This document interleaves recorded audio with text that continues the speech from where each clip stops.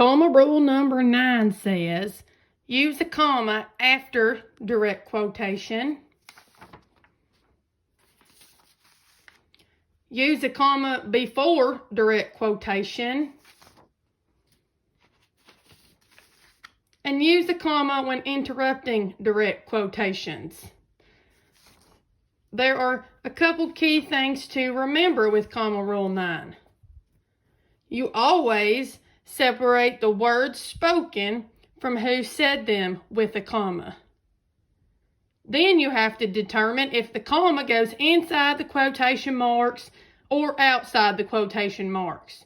How can I do this, you say? You determine this by knowing the secret, which is that commas want to be close to the letter right before them. Let me show you what I'm talking about. For example, use a comma after direct quotation. So the direct quotation are the words that say, treats are my favorite. Then I need a comma after it because it says use a comma after direct quotation. This comma separates the word spoken from who said it, which in this case is Mowgli. Okay? So I've used my comma to separate the word said from who spoke them, and I used my comma after the direct quotation. Okay? Then I've got to decide, hey, does this comma right here need to be inside the quotes or outside? Well, I know the secret says that the comma likes to be close to the letter right before it, and the letter right before it is E.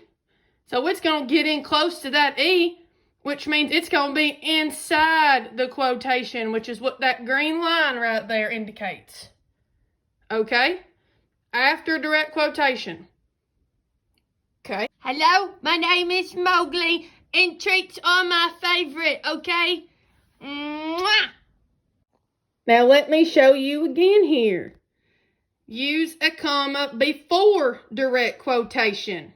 So here I've got Sonny barked, which is separating who said it from what they said. Sonny said hi.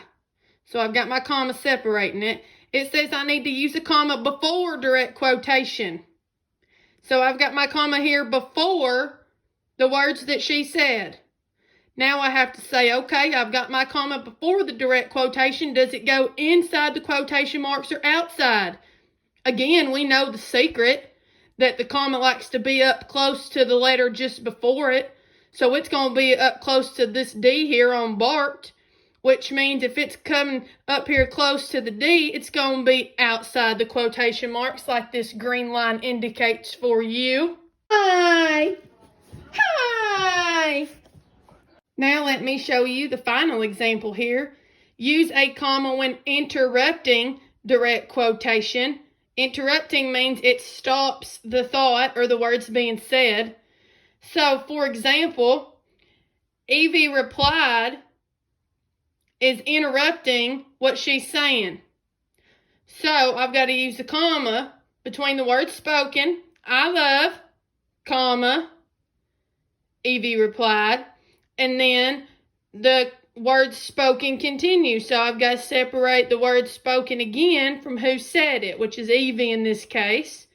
Okay, so I've used my commas when I have interrupting direct quotation. Okay, so now I got to go over here and I got to say, okay, I've separated my words spoken from who said it. Does that comma need to be inside the quotes or outside? Well, again, I know the secret. It's going to be up close and personal with the letter before it, which is E. So if it's up close to this E, it's going to be inside the comma like that green line shows you. Then I got to go to my other one and say, does that one need to be inside the quotes or outside? Well, the secret says it likes to be up close and personal with the letter right before it, which is D. So it's going to snuggle up to that D on replied, which means it's outside of the quotation marks right here. Okay? Hi, my name is Evie, and I love to sleep inside. Oh, yes. Mwah! I'd like to remind you about is that with dialogue, you have 3 types of tags. Your tag simply tags who said the words. So, for example, Sonny barked. It's a beginning tag because it comes at the beginning. This is an example of an end tag. It's tagging who said it. Mowgli said it. It comes at the end. Mowgli commented. So that's an end tag. Then you have what we call a middle tag. It tells you and tags you who said it in the middle. Okay? So, for example, in this one, it's Evie. It falls in the middle of the quotations. It's a middle tag.